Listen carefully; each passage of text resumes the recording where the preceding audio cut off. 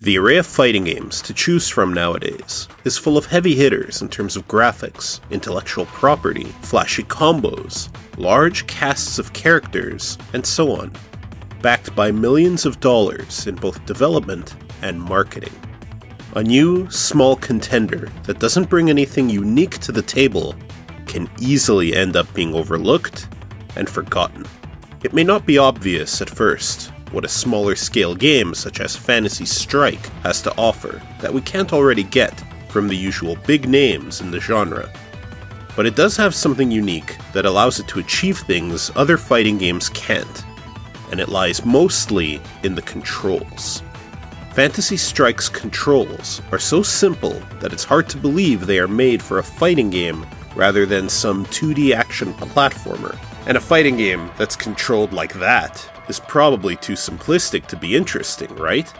Fortunately, the game was carefully designed in order to deliver a full fighting game experience with these controls.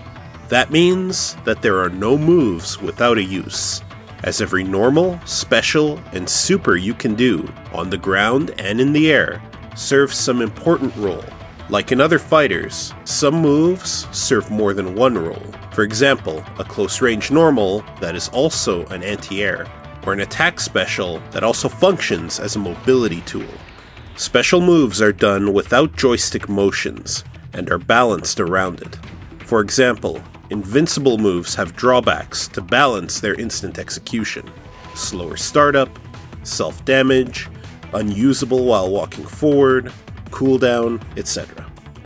The game has a large buffer window, which repeats your button presses for 8 frames, making it easy to perform reversals and combos. The life bar is divided into blocks, representing the small number of hits your character can take in a round. And the ideal, strongest combos are as simple as doing 2 to 3 button presses.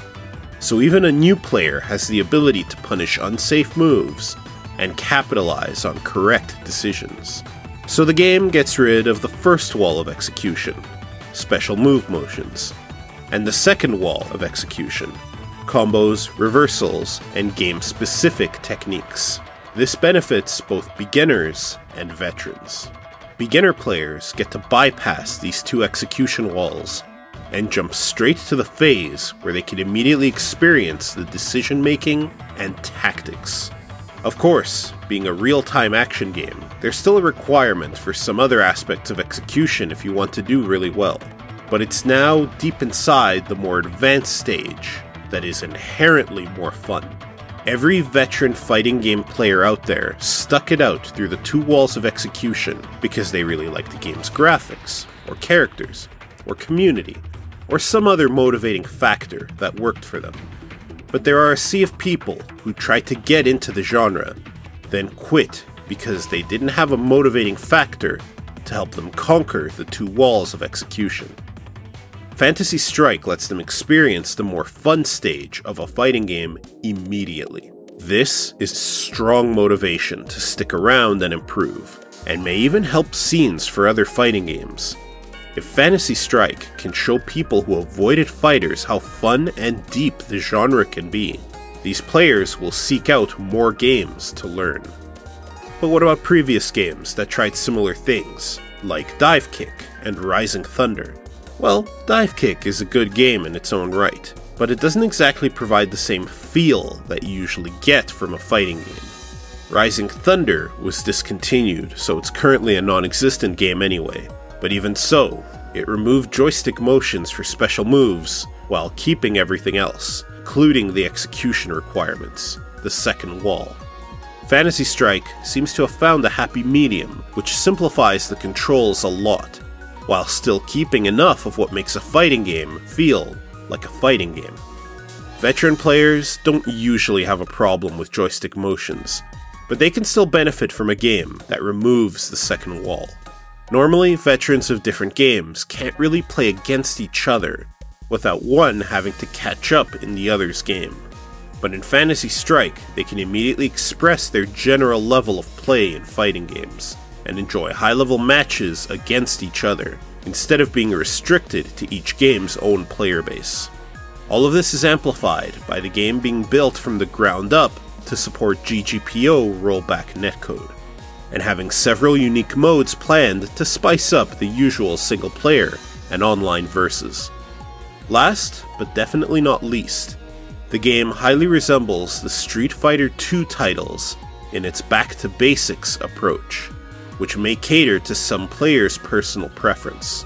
Street Fighter II had extremely basic mechanics compared to modern games, but it worked wonderfully because these basic tools were effective and well balanced. Later Street Fighter titles constantly added new mechanics in order to attract players to the latest product, but they also weakened the basics to justify the existence of new mechanics. When they included flashy new ways to deal damage, they reduced the effectiveness of basic techniques. When they included dashes, they reduced walking speed to encourage dashing, and so on. The result was always a slightly different game, but not necessarily a superior one, which is why older Street Fighter titles' tournament scenes survived for so long. So it's refreshing to have a game where the basics matter as much as they did in Street Fighter II. In Fantasy Strike, a single fireball does roughly 17% damage, and every simple combo does twice or thrice that amount, so now you'll really feel it when you play sloppy and make mistakes. The game has more rounds in a set to compensate for the smaller life bars, but winning a round still puts both players on even footing to start the next, so while it's back to basics, these basics matter a lot more now. We strongly encourage you to support Fantasy Strike's crowdfunding campaign on Fig. There's a link in the description. Notice that unlike other crowdfund campaigns, the higher pledge tiers here will allow you to start playing the game's latest build offline and online as soon as the campaign ends, assuming it successfully reaches the goal and gets the funding. The $49 tier grants one such early access key, and the tier above it gives you 2 of these early access keys instead of 1. Here at Chemical Lovers, we're excited for the game, and believe its approach benefits beginners and veterans alike, easing execution requirements while retaining the depth and the fun of other fighters.